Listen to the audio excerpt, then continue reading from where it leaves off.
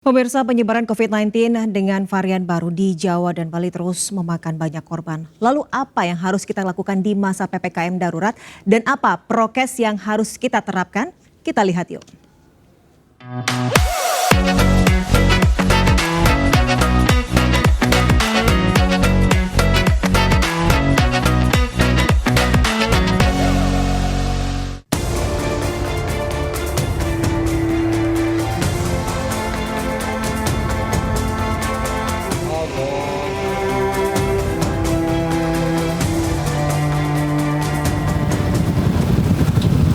Hai, saya David Silahoy.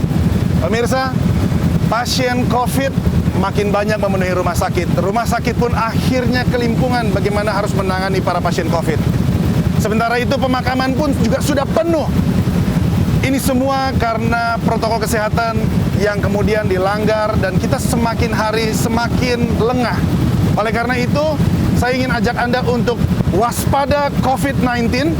Maka apa yang harus kita lakukan? Ikuti saya terus, kita lihat yuk.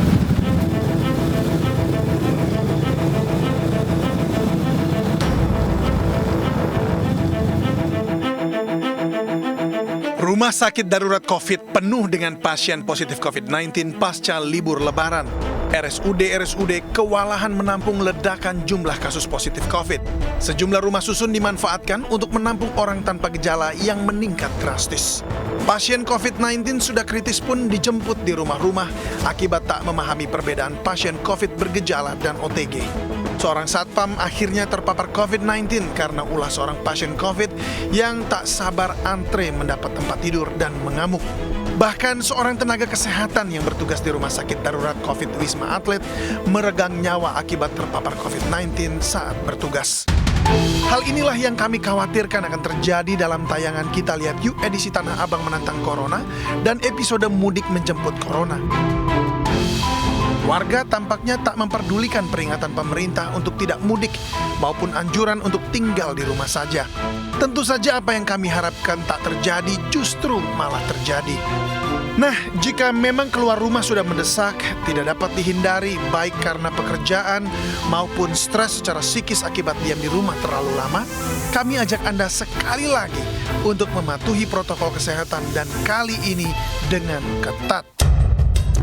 Untuk penjelasan protokol kesehatan kali ini, saya bersama komunitas motor bentukan anak bangsa Indonesia berdarah Maluku di Belanda, Satu Darah Motor Club.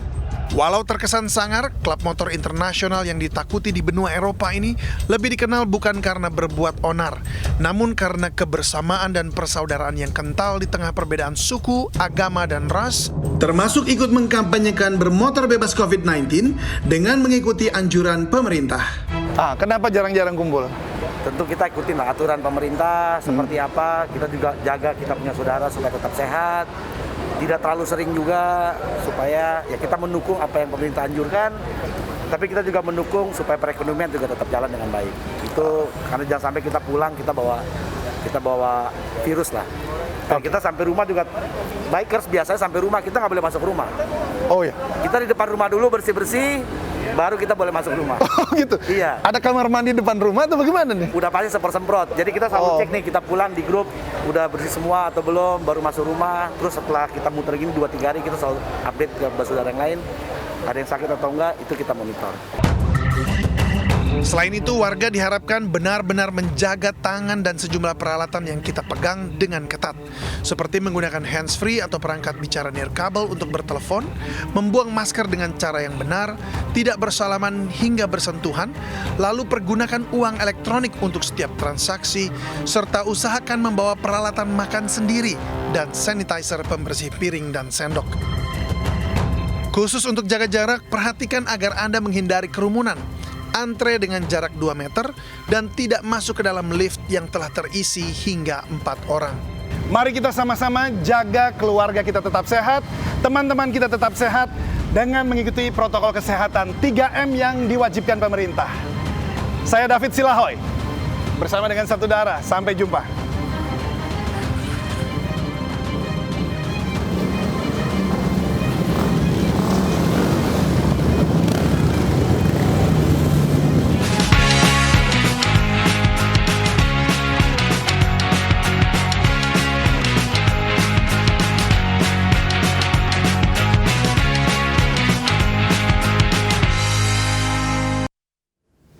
Program sinetron unggulan produksi MSC Pictures Ikatan Cinta dinobatkan sebagai program televisi paling banyak ditonton masyarakat. Sesaat lagi di Lintas Siang, segera kembali.